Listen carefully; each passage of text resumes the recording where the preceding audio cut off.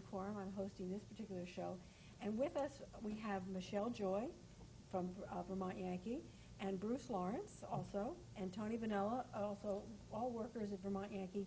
And we wanted to continue the discussion of the safety of the Vermont Yankee so that you would know that your neighbors are working there and how they view their job, and you can make assessments on their character, their commitment to not only the job site, but also to us as residents of this area. So, Michelle, let's start with you. What is your major focus when you operate this? You're one of the operators. Yes. Okay. What are the tests you have to do when you come into the plant? Anything that they double check you to make sure you're ready to go for work?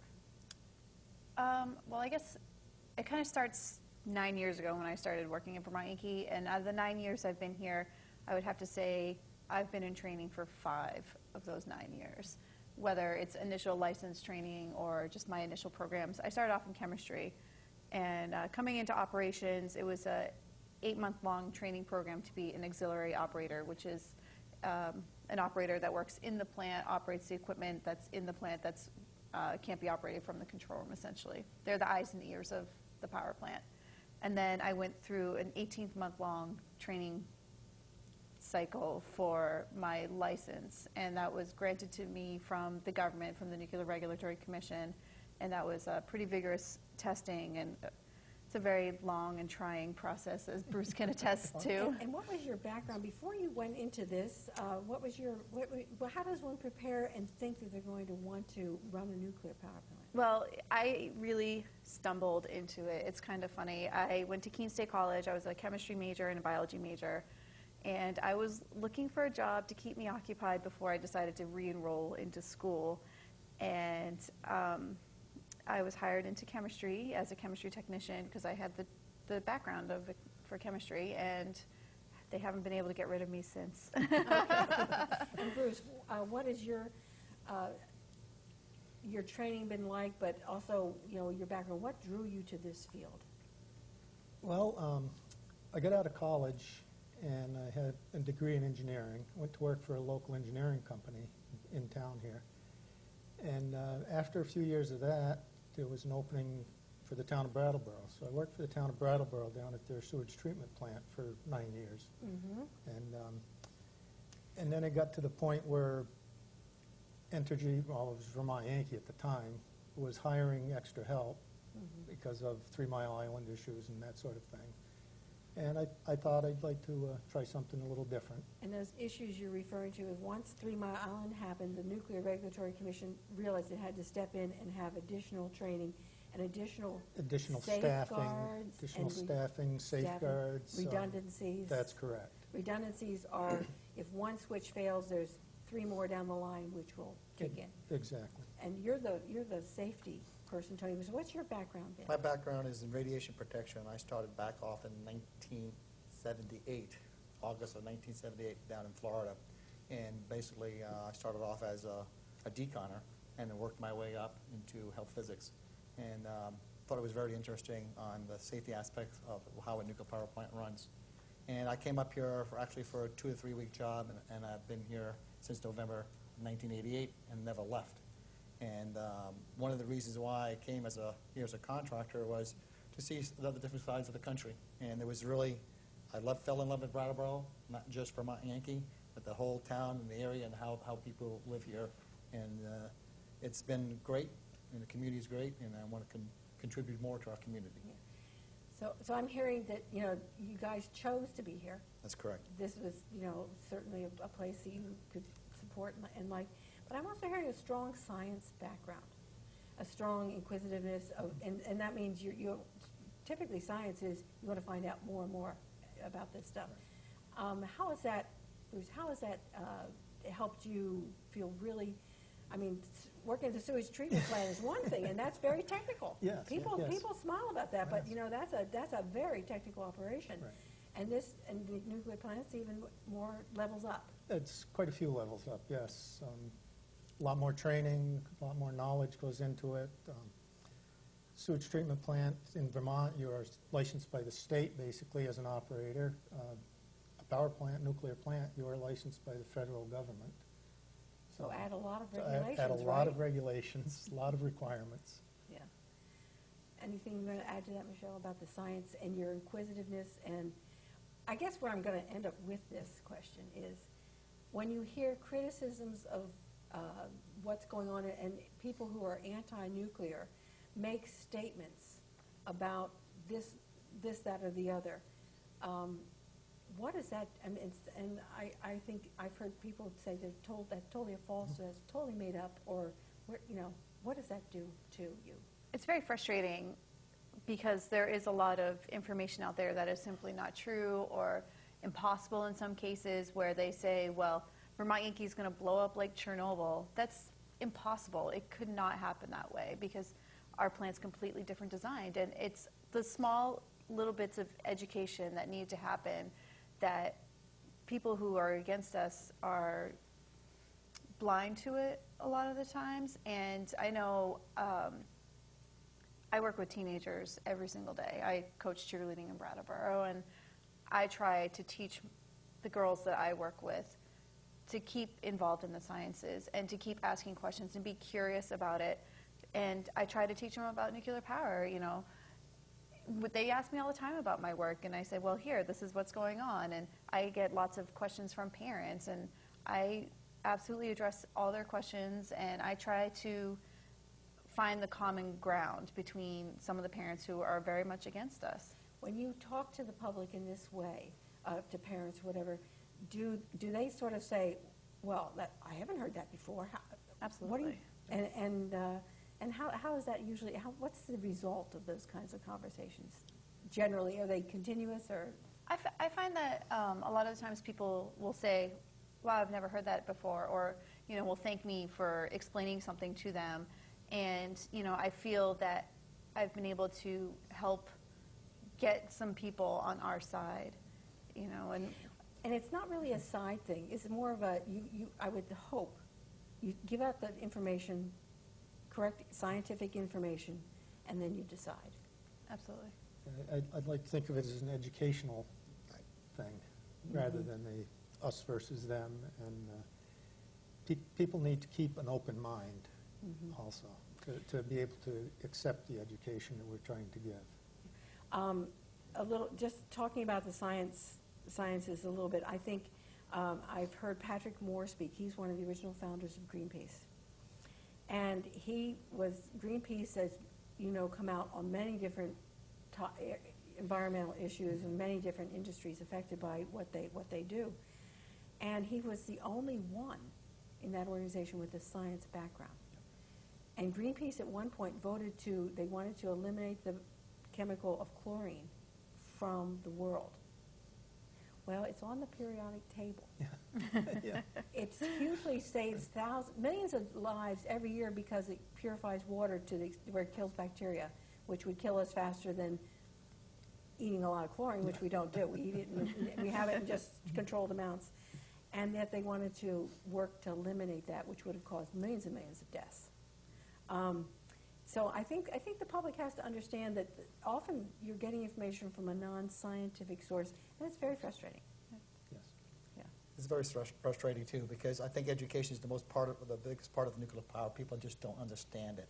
And the people that are anti-nukes against Vermont Yankee don't understand that we are self-identifying. We have self-identified leaks. So if you have a leak in your faucet, you don't call a plumber right away. Yeah, you turn it, you tighten it, you try to tighten the bolt to make sure it doesn't leak anymore.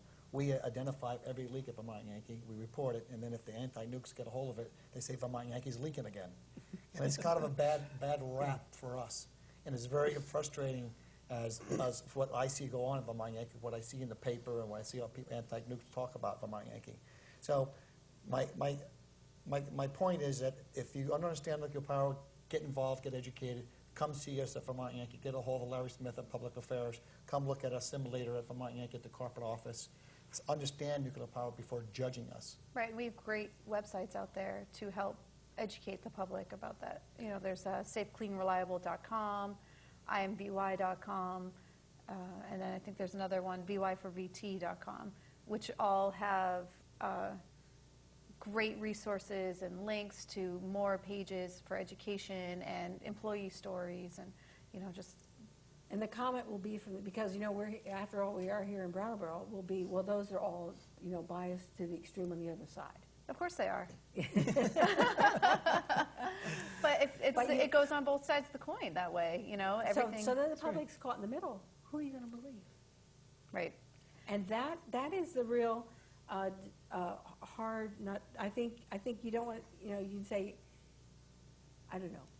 What would you say to that? Well, we've run 38 years safe, reliable energy at Vermont Yankee. So you consider yourself an expert? I consider myself a pretty good expert on what we do at Vermont Yankee and what we do all over the United States at nuclear power plants. Mm-hmm. There's nobody perfect. We've had a couple hiccups. We deal with them. We work with them. We are self-identifying. That's what we do, especially below the limits. We don't have to do that. We don't have to self and put that information, but we still do.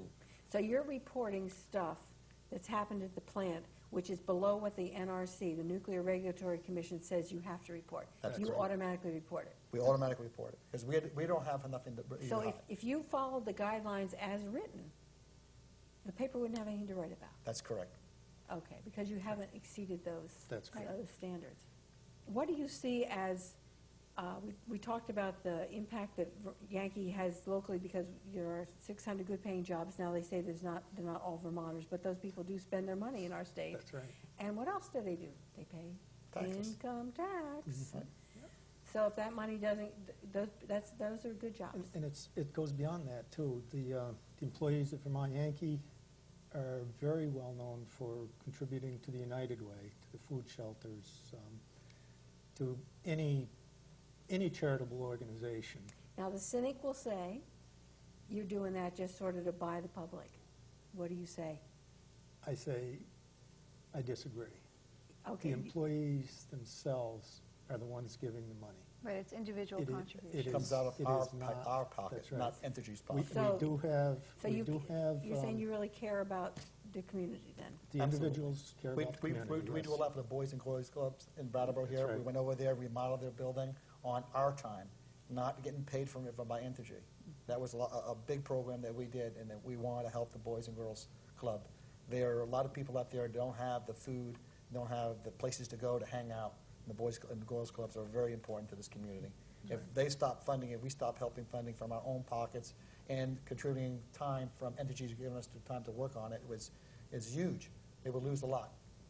And you'll see that Vermont Yankee employees are your coaches, and they are Boy Scout leaders, and are board members of different local communities, and we're highly involved in our community here. And when we go, so does all that.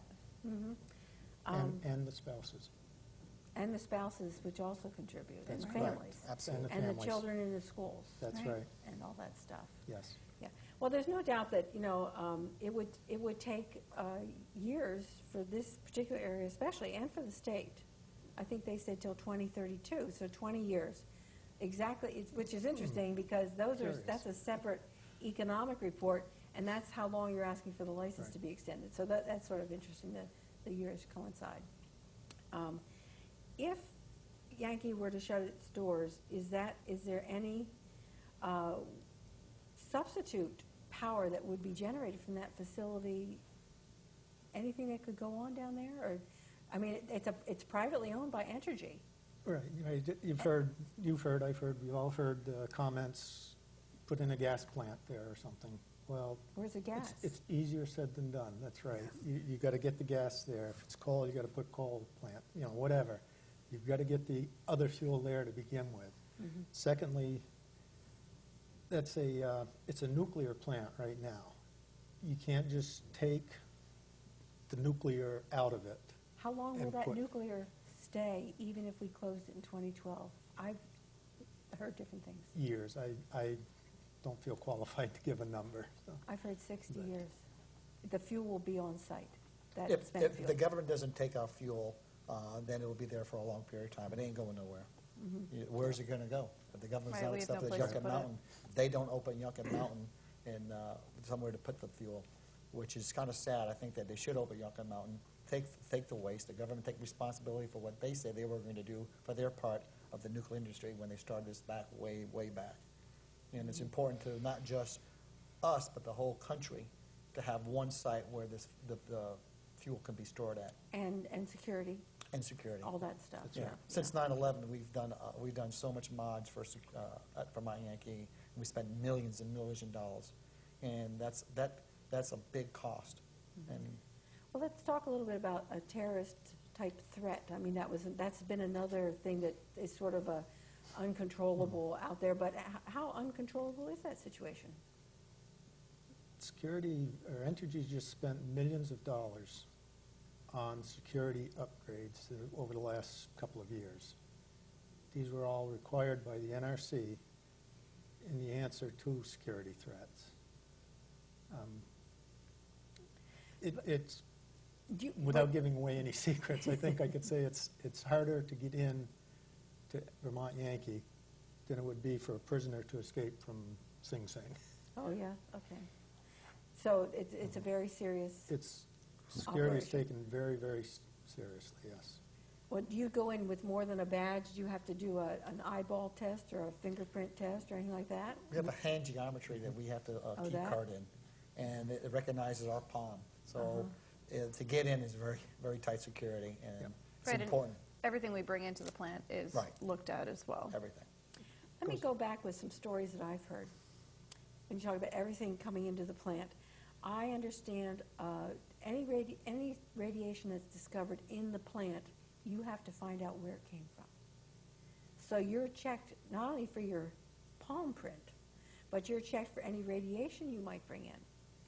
And one woman came in with her hair wet one time, I understand. And she washed it in her well water, which had radon.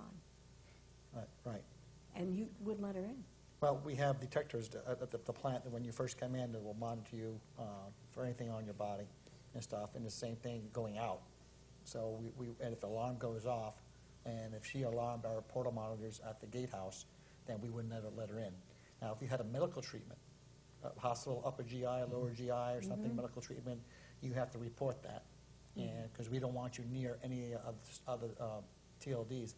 And TLDs. Thermoluminescent dosimetry is what we have at Vermont And- Yankee. and what is that? That is exactly what's called like a film badge.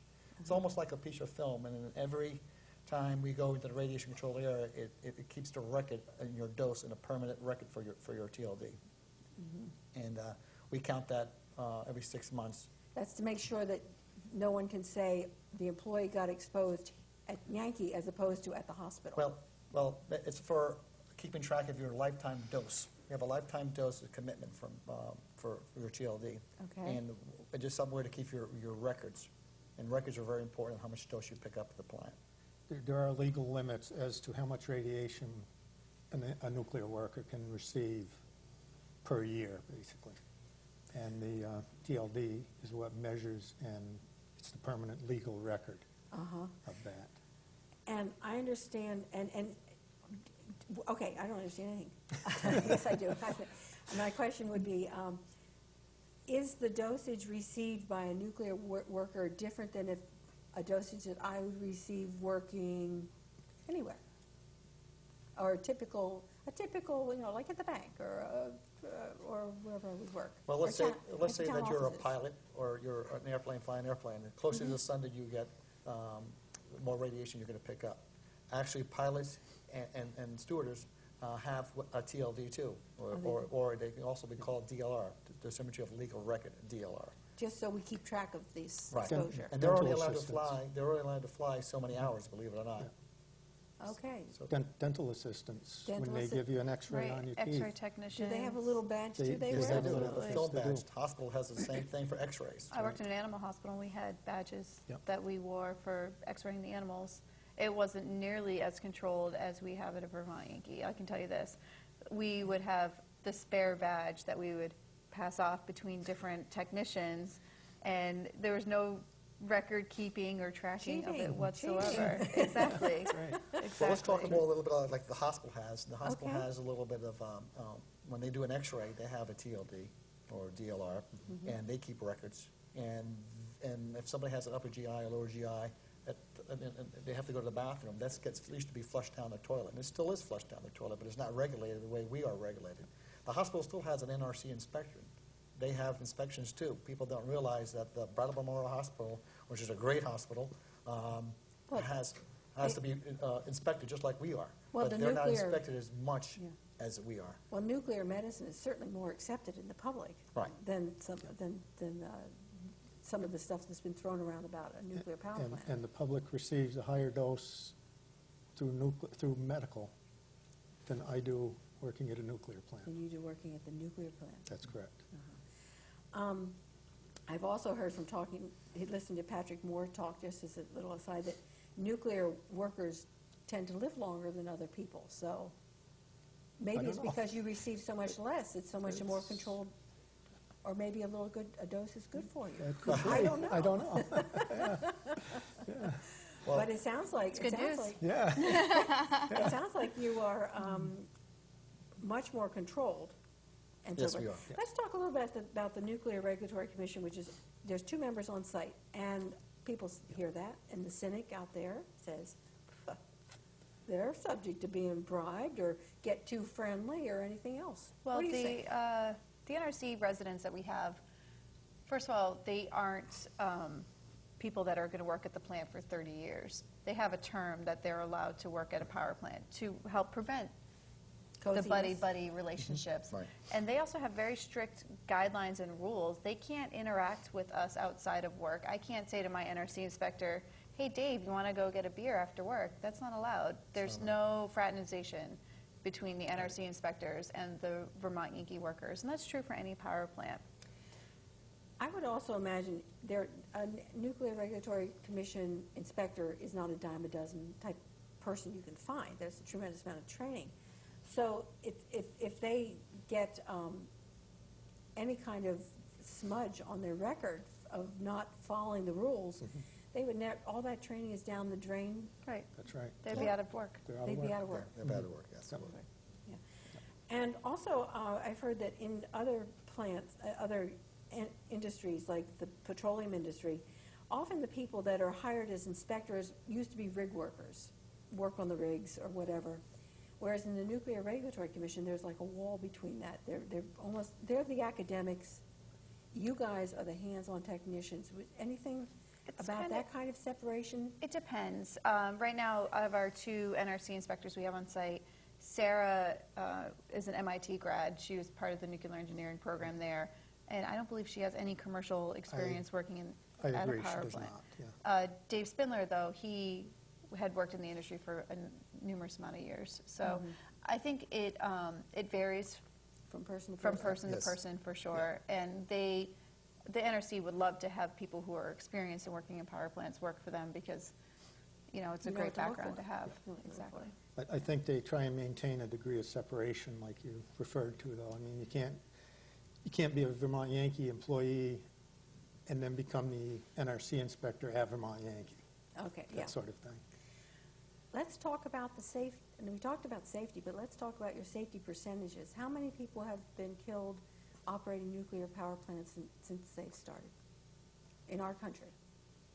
None that I know of. Yeah. There was an accident at Crystal River where a worker went in and slipped on some oil inside the containment and fell and got killed. His name is Dennis Johnson. I happen to know the guy. Crystal River is Crystal where? River down in Florida. Down Florida? Yeah, and that was not related to anything exposure-wise. It was not related. It was just a simple slip on oil. That was And an that can happen. industrial. That can happen in a gas plant. It can happen in a coal plant. It can happen anywhere. Right, I think there's been some industrial Actually, accidents. industrial actually only. So that's my There's a point. separation There's a But- separation. But That's- nothing due to It has radiation. nothing to do with radiation. or exposure. And the reason why I Right. brought it up is that accidents can happen anywhere, no matter where you're at. I can walk out this door and I get hit by a bus. It can happen. And that's why they call them accidents. At the Vermont Yankee, we take pride in not having accidents and doing things safe and legal and efficient.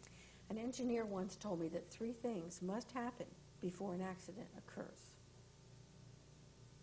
which is something to think about. You know, that oil on the floor, somebody spilled it, someone didn't notice it, and that guy wasn't paying attention. So, and it's a minimum of 3, possibly more happen for all accidents, but a minimum of 3 things have to happen. So when you say you can control accidents, the onus is on you. That's right. That's right. Yeah, and it can be controlled. And so I guess where I'm going with that is people and who know what they're doing, people aware of what has to be done and how you work with within this industry can actually provide us, and have for 40 years, provide us a safe, clean fuel Right. and electricity source. It's the people with the training. It's the redundancy of the equipment, the safety equipment. We don't have just one pump that can put water into the reactor.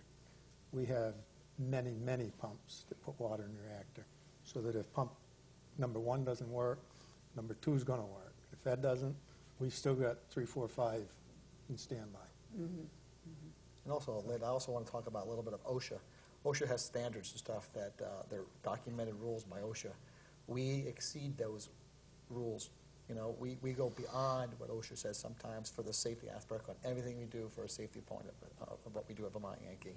When people put up a ladder at your house, at your home house, we have a 4-to-1 ratio. We have to make sure the ladder's 3 feet above the roof line and stuff, so you have a way to get off get on and off the ladder. A lot of people don't follow those rules out in the real world. Oh, no. And we do. And even with moving a forklift, you know, we have a spotter on big jobs. We have a spotter backing up that forklift, so making sure it doesn't run into things. And, you know, so things, all the safety-related stuff that's important to us, you know. And then and then we have to talk a little bit about the tower that fell down. And of course, that was one of your bumps in the road, as you said. But to me, that bump in that road had nothing to do with exposure by the public. It was a matter of now we've got to rebuild a wooden structure that cools the water. That's right. correct. Radiation. That's right. That's correct. A lot of people think that that's emitting radiation, those cooling towers, and it has nothing to do. It's just a strictly cooling system that comes in the intake and goes through our fans, and it goes out the outtake, basically. And some people have said Brattleboro could have saved, and this whole area could have saved tons of money on heating if we captured that steam and used it to heat our downtown or municipal buildings or owning our homes. And they said, well, it would never fly because you'd get someone saying, my house is aglow. That's right. Even though there's not a speck of radiation in that water. Right. Which shows to me how we waste money and waste technical experience and know-how because of prejudice and fear-mongering and so forth.